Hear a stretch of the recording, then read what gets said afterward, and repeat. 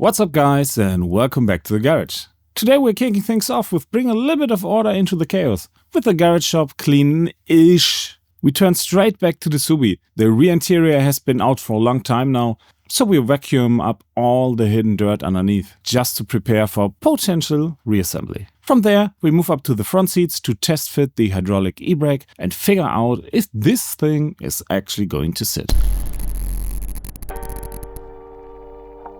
Today is a nice day because it's a day of preparations, which actually means I've not got no real target, no real goal, but I will just do what needs to be done anyway, which leads me to this. And what this is a lot of stuff in the back seat.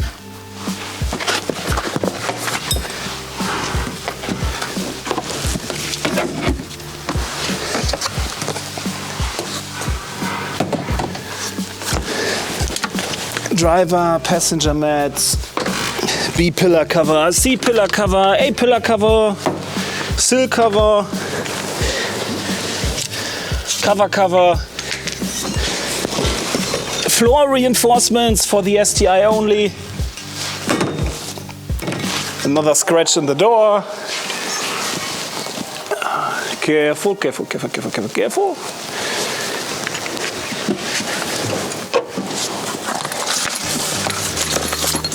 Steering wheel cover, and I killed the lighting. A few moments later. I don't have access to the front seat anymore because now all the shit is there. Sparko gloves, user's manual, no thank you. Another carpet, yet another carpet. Grommet. Belt. And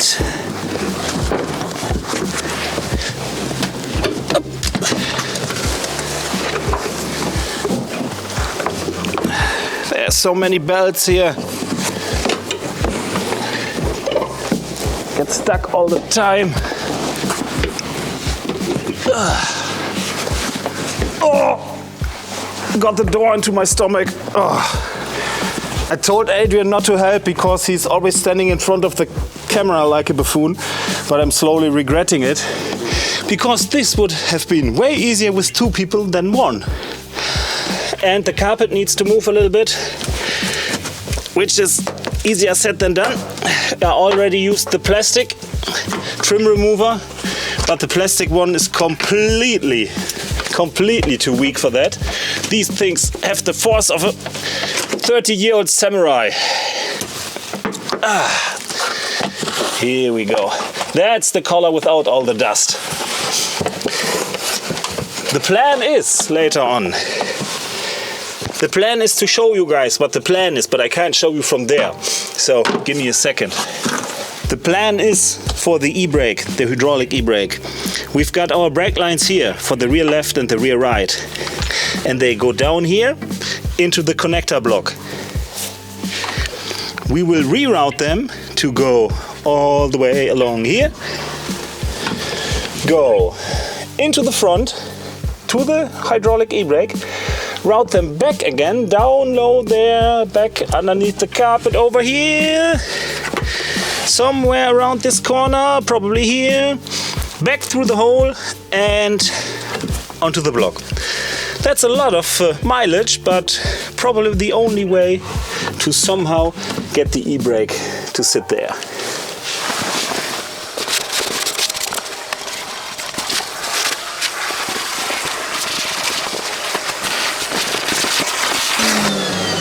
For those in between you guys that don't know what's happening here, this is in fact an STI, and this is in fact, although it doesn't look like it, a blue carpet. Yes, it's blue. It's STI blue-ish. It's dirt and grime of 1,000 years probably, of English winters and summers and English autumns, mostly English winters. Yeah. But hey, it's at least a little bit cleaner than before. So next step is actually getting the old grommets back to fit and having a look where I am missing some grommets.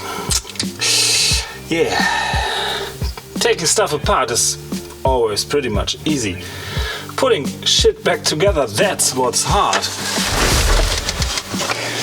Guys, as you can see, you can't see. What you can't see is the armrest and the old center console. Because we removed it.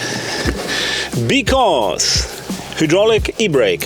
I do my very best to climb into the car to show you our plan. We will, for German sake of legality, keep the e-brake, the handbrake, and will keep it at its designated spot. Which means we need a space for the hydraulic e-brake, which is not that easy. Because since I'm a little bit on the obese side of the BMI, I can't put it on the right side, on the driver's side. Not there, not any closer in the back, because these fat fuck bucket seats are very, very wide. And since they're full bucket seats, very, very sturdy. So, if, and we know it is like that, I want to keep the regular e-brake. I can't put it here, can't put it here. And putting it here is pretty much useless because the range of motion of my arm is pretty minor because of the ears of the bucket seats. So I will need to push that thing as far forward as I can without getting in the way of the shift knob. And here comes the second gear, which is the problem gear, because it's the most down left one.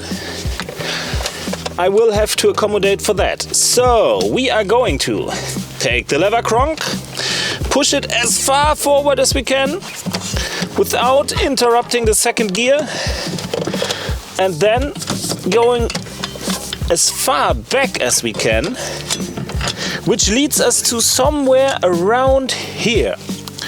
So I have space enough for shifting 1, 2 and so on without hitting or pulling the lever, which could be real shitty when doing a pull and going from first to second while also locking up the rear brakes without disconnecting the center differential, which is a whole lot different beast.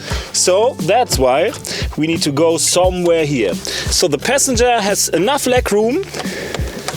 The hydraulic e-brake has enough space to work, to be used, to have the in and out of the hydraulics, to be able to use the emergency brake for sake of German street legality. And yeah, shifting would be nice also. Did you hear that? That's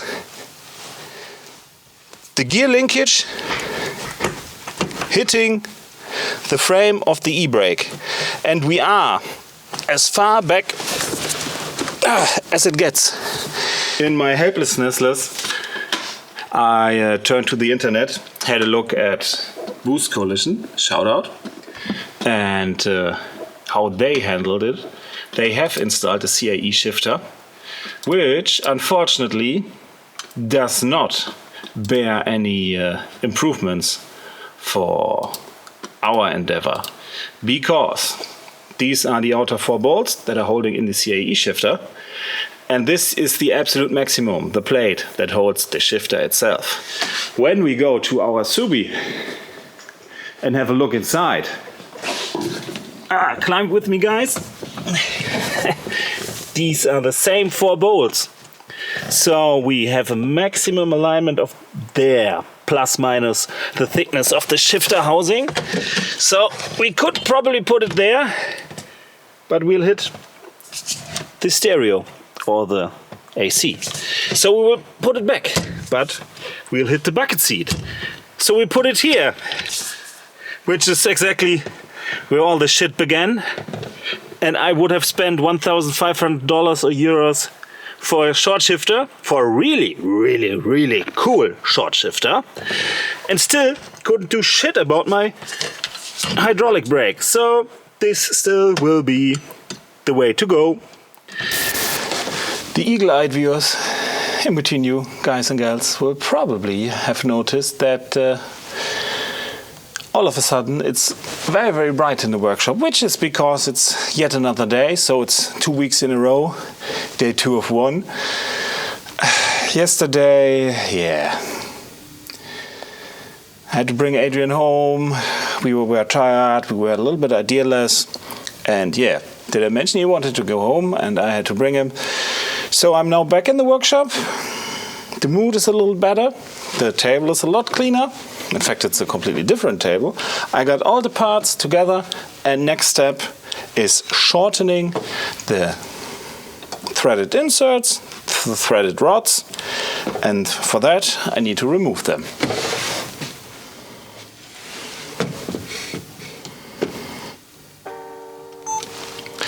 Yesterday we already tried removing one and we were pretty much successful, so we just have to do it again twice, because obviously I did reassemble them.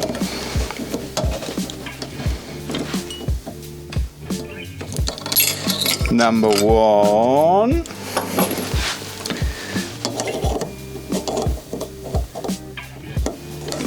And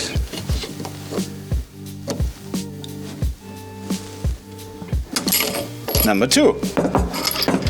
Very nice. We don't want to mix them up. However, that's actually not really a problem if that happens. Oh, one is a little more oily than the other. This is one probably dry because I touched it with my finger. We got to put a little bit of grease in there later on. But now we got to work with those. How do we shorten them precisely? I said something about 12 mil. So I'm going to put this one to 10, 11, 12 mil. Here we go. 12 mil is round about half an inch, a little bit shy of half an inch. We get our 2 nuts. Thread them a little bit further down than we need. And the measurement from here travels all the way through this rod down here. So we can fix it with our finger. Move the first down. And second. And if we turn them adjacent, we now are at roughly 12 millimeters, where we should cut.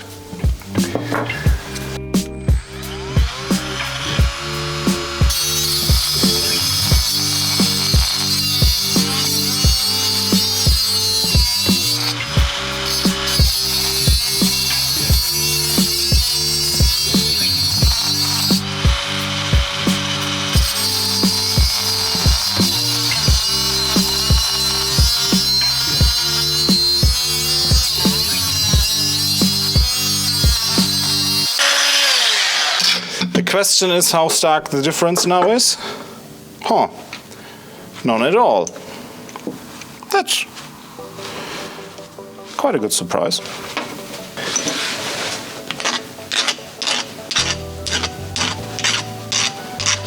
Just for deburring.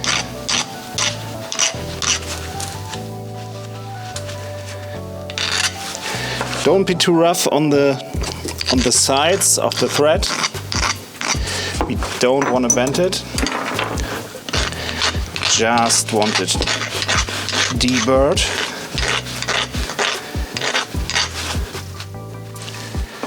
And last step, check the pitch.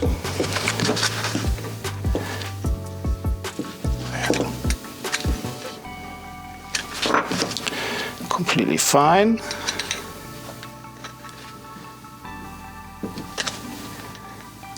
There's a slight nick. 125. No, where is it? 125. Again, completely fine. Nice.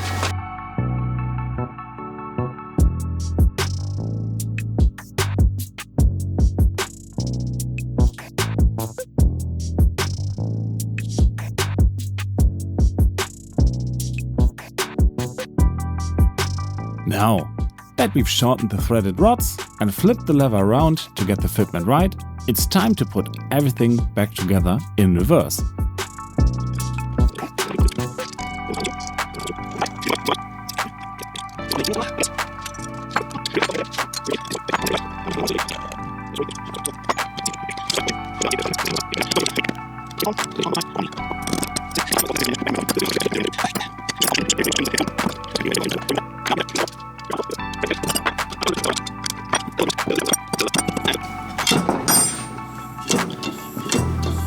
And it's good.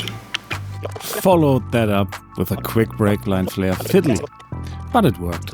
Slapped some stickers on the tunnel cover for the 3D scan, which went about as well as you'd expect. 0 points of vanishing spray will save you if your scanner needs 3 firmware updates and the sun is blinding you. Anyway, that's all for today. See you in the next one.